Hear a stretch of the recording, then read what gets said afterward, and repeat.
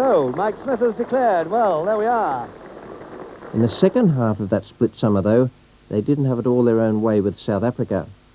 After a draw in the first test, I watched one of the most remarkable innings in many years of test cricket. Graham Pollock's 125 from 145 balls faced, where in a partnership of 160, he hit 21 boundaries. I can assure you no one could ever have batted better than Pollock that day after he came in with South Africa 43 for 4. Oh-ho!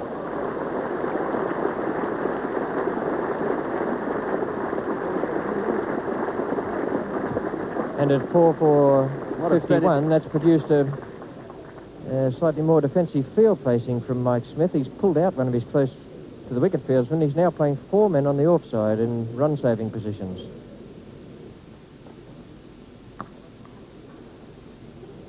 And a misfield by Parfitt, and that doesn't happen very often. They're getting 2 for it. Headed by Barber.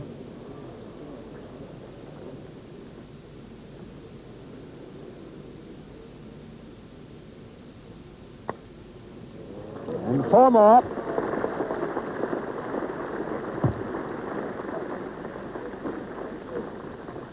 Graham Pollock, with that stroke, has achieved his 1,000 runs in Test match cricket. 2 others in this side ahead of him, Barlow with 1,800 odd, and Colin Bland with about 1,400. He wanted 28 when he set out today, and that's exactly what he has now.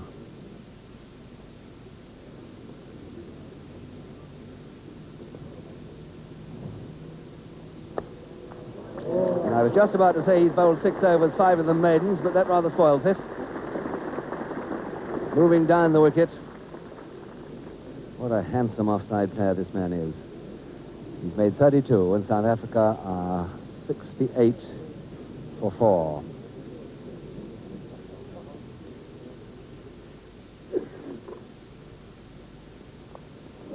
He played on. Backer is out. Playing on there to Snow. The leg stump knocked back. And Backer is out for 12, and South Africa now 80 for 5.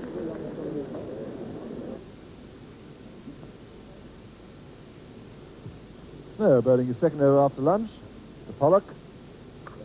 And a lovely stroke, 4 runs.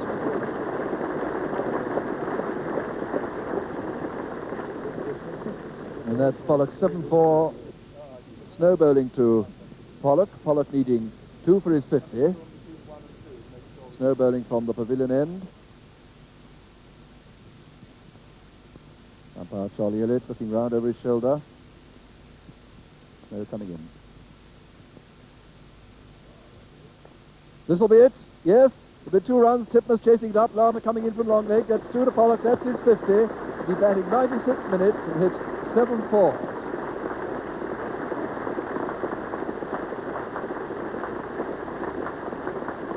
Fine innings.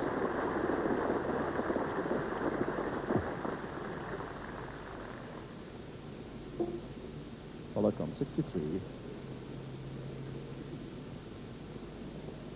That's 4. Yes, it's through the gap. Lovely square cover drive. That's his 9th 4.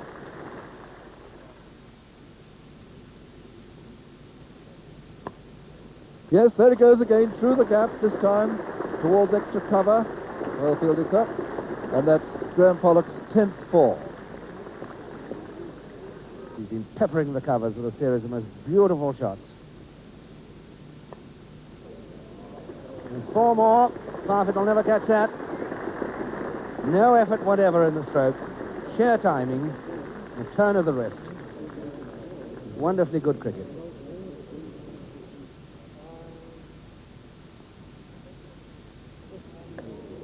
It's a full pitch, and he hits it away on the onside to deep mid-wicket for 4 runs. Bad one. 94 he's made. This is 44.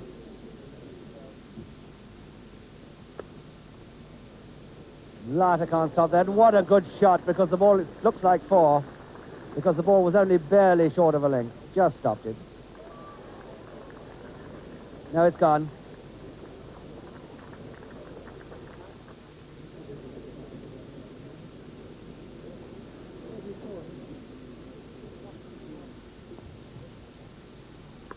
And he's hit it away on the onside for 4 more. What a magnificent shot with which to come to a really beautiful and quite remarkable 100.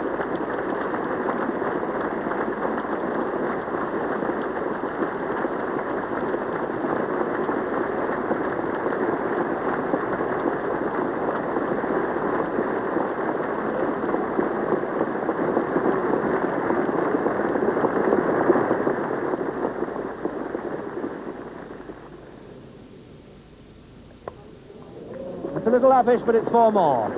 Just behind cover.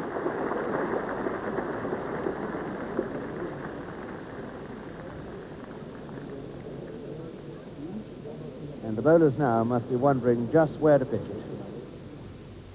Cartwright bowling. And another 4 to Pollock. And there you see a man who's played some wonderful cricket since lunch. It's been a golden hour. Graham Pollock, who's 111 not out, facing up to Cartwright. And he's edged that one, but it's 4 more. They all count his 19th 4. Off the edge, all along the ground.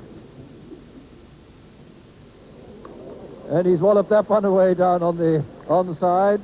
4 more runs, which now gives him 24s. The partnership has been going for an hour, and they put on 93 in an hour. What wonderful entertainment with the sun shining and a wonderful crowd to enjoy it.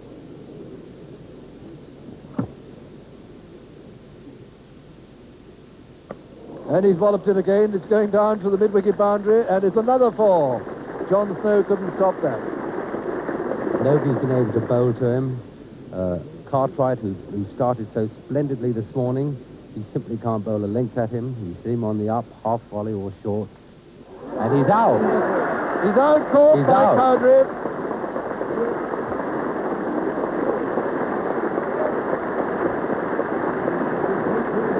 So Cartwright gets a wicket. Graham Pollock gave the impression that he thought he'd hit the ground with his bat. Maybe he did, and maybe he touched the ball as well. But umpire Trapp had no hesitation in getting him out. Listen to the applause. The final test at the Oval was the last South Africa played in England. And here we can have a look at Brian Statham, who took 5 for 40, bowling to Eddie Barlow. And he's been given out. No hesitation whatever from umpire Fred Price. Statham, his first wicket of the day. And a very good one. Barlow out for 18.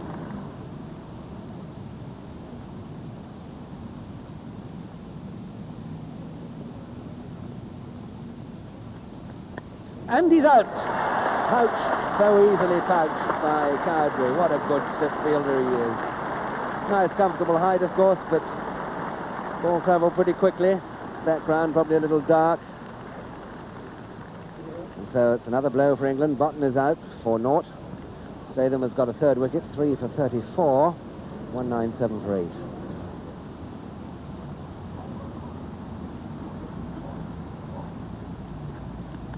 Oh, got him. There's the leg stump, not back. Well, that's another very good ball from Statham. Coming right back at him. So Pollock is out, bowls Statham for 3.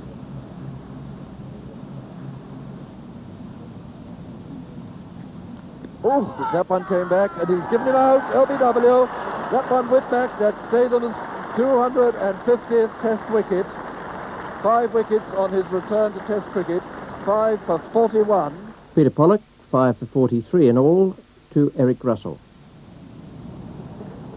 And he's out, LBW. Eric Russell, LBW, his first ball in Test cricket in England. And England then 1 for 1. Peter Pollock coming in for his 23rd over. He's taken 2 wickets for 42, bowling to Cowdrey, who's 58. Oh, yes, he's caught by Barlow. Barlow just going down there, hugging it to his chest. And Cowdrey is caught Barlow, bowled Peter Pollock for 58. And this is going to be a very close battle for the first innings lead. 198 for 8. Pollock to Higgs.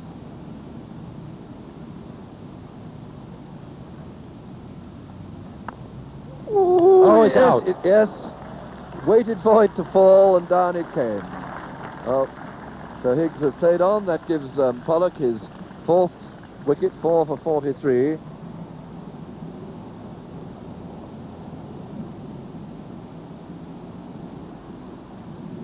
Oh! And that was conclusive enough, wasn't it? Statham bowled by Peter Pollock to give him 5 wickets in the innings for 43 runs, and South Africa lead by 6 runs. Colin Bland was one of the greatest fieldsmen I've seen, and he worked along the lines that brilliance in fielding only came because of hard work. This is the type of practice session he went through in order to become one of the most feared fielders in the cover and mid-wicket positions. And to translate all that into being effective at match level, let's have a look now at how Kenny Barrington and Jim Parks perished in the Lord's Test match of that summer.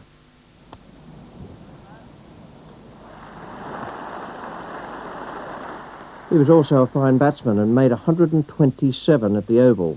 Here he is now facing Ken Higgs. The bowler to Bland, who's still to get off the mark. And he's got off all right there. Russell fielding, and it's going to be overthrows, and Statham's got to chase it.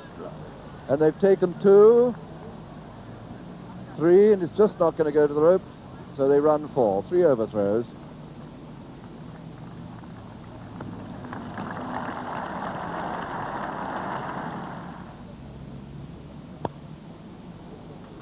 Well, that was a little uppish, and it will be 4 runs.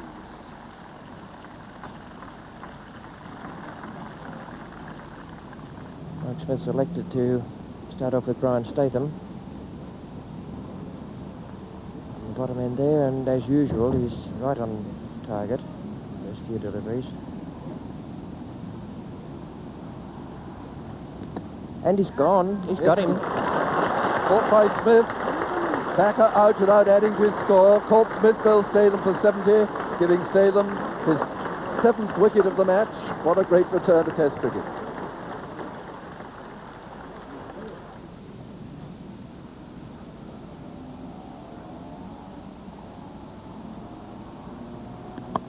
It's a lovely one. 4 runs. Beautiful shot. Between cover and mid-off. Well, the crowd are getting their money's worth today. Whether they worry, I don't suppose they do, that it's coming from South African batting, because it's a wonderful display by Bland. And he's hit this down the pavilion. It's coming down just in front. Plop into the members' hands there. What a lovely one. Absolutely straight over the stumps down to the centre gate. Look at that relaxed look on Bland's face. He's now 91, 11th 4, and the 300 is up.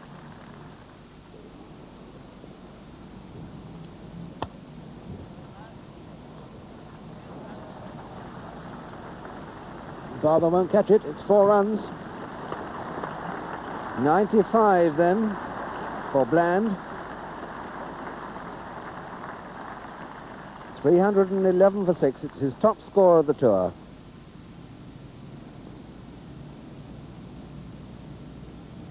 Most responsible innings for his side. I think he did get some bat on that. Gone for 1, he's going for 2. Fine throw right over the top. He was easily in. Throw by Barrington, yes, he got a tickle on it. So he comes to 99. And did you ever see anybody faster on the first run than this Jack Bland? His acceleration is that of a rugby player going through the gap. Colin Bland, in fact, is a hockey player of considerable distinction as well as a cricketer. 315 for 6.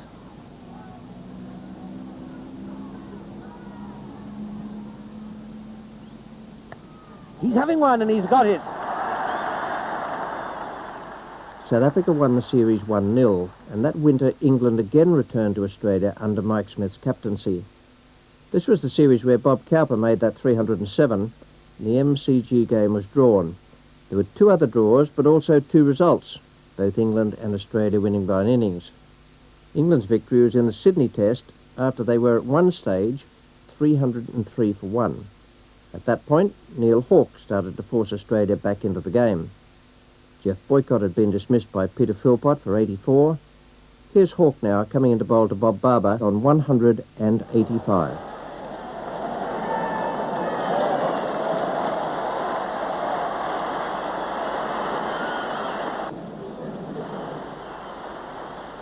Neil Hawke now is bowling to Kenny Barrington. Barrington caught Mackenzie, bowled Hawke 1. Alan Cowdery's the batsman now. Hawke is the bowler. Cowdery caught Grout, bowled Hawke, no score. And what a scalp that was for Neil Hawke.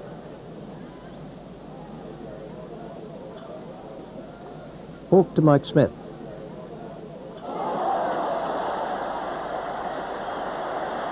Smith caught Grout, bowled Hawke for 6. And then he dismissed David Brown and Jim Parks, both caught by Wally Grout, for 1 and 13 respectively.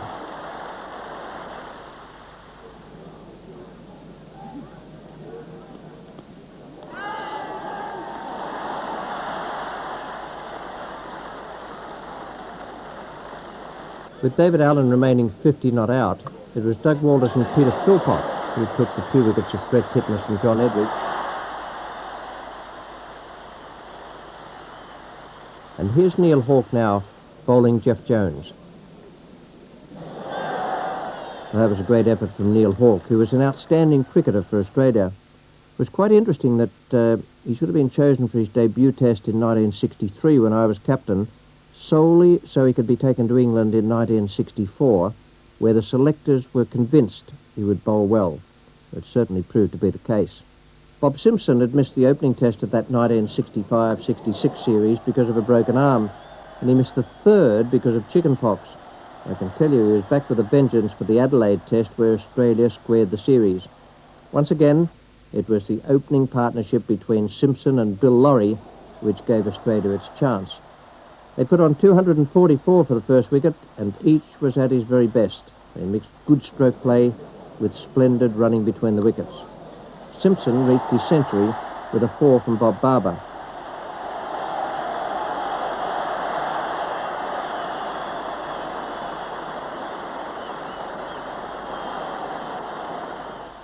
Lawry made his with a single from David Brown's bowling.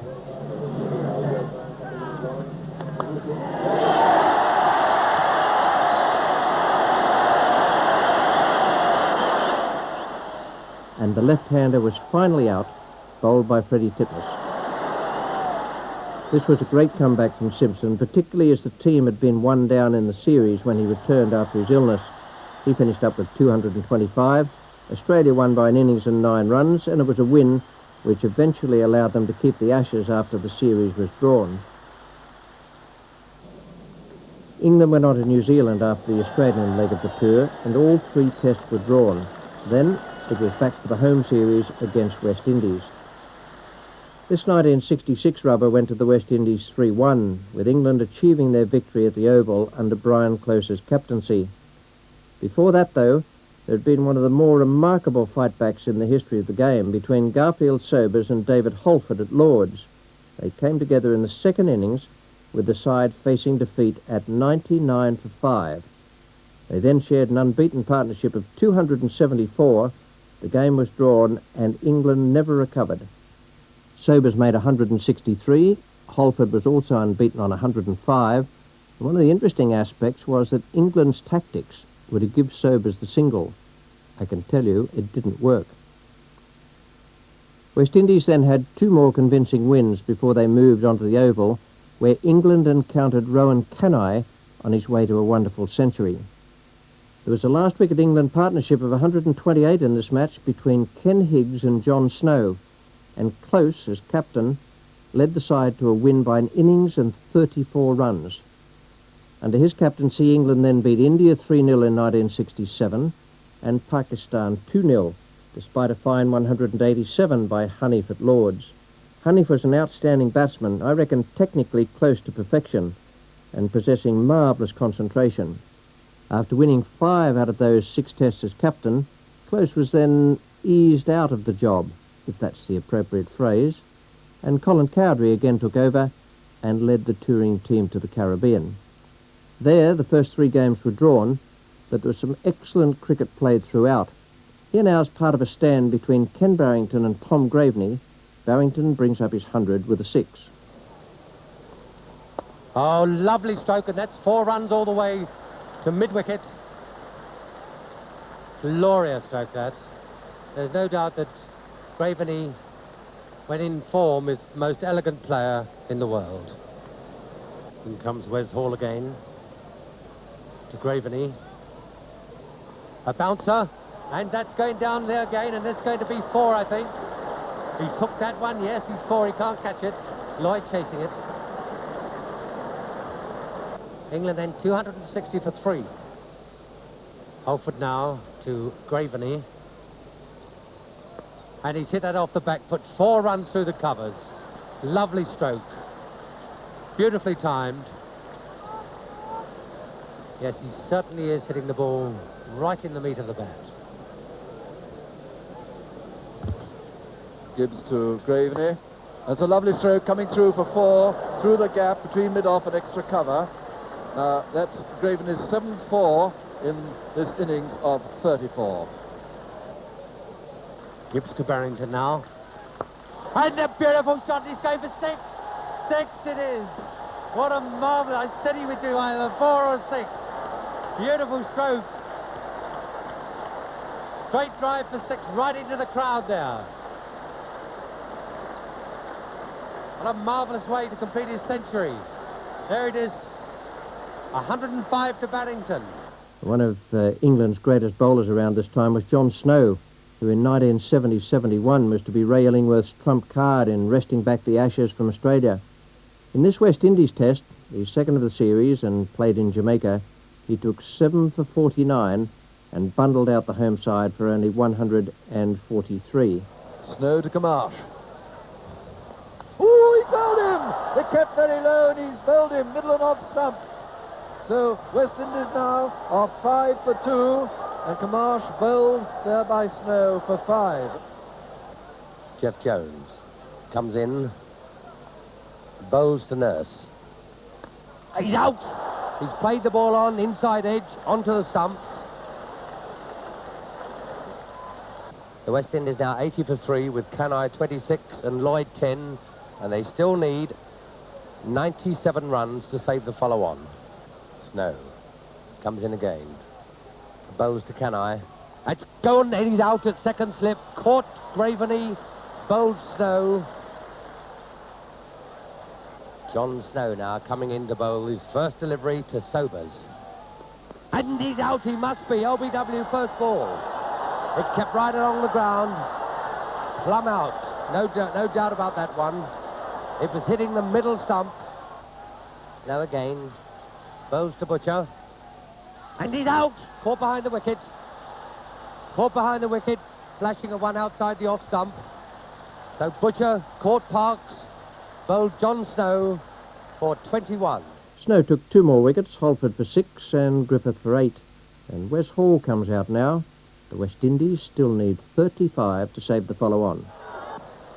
Snow bowling to Hall. Hall's second ball. And he's bowled him! Off stump, knocked out of the ground. Snow's now taken 7 wickets for 49 runs. A wonderful bowling performance by Snow. David Brown going up to congratulate him. Hall out for North. The West Indies 142 for 9. Still needing 35 to save the follow-on with 1 wicket in hand. Jeff Jones now coming into bowl to Lance Gibbs. And that's out. That's the end of the West Indies innings. Lance Gibbs caught Parks, bowled Jones, no score. In the 4th test in Trinidad, England was set 215 to win in 165 minutes. It was a most generous declaration by Sobers if you take into consideration that Hall wasn't playing and Griffith was injured. Colin Cowdrey came out to bat with a score 55 for 1. Rodriguez to Cowdrey. And he goes for his sweep and he gets it. Beautiful, the old vertical bat sweep. 4 runs to Cowdrey. Rodriguez comes in, bowls to Cowdrey. That's off the back foot and 4 runs, that's better. A fine stroke. Gibbs on at the north end. Bows to... That's 4 runs for Boycott. Through the covers. Through. Comes in. Bows to Cowdrey. And he's lofted that over square leg.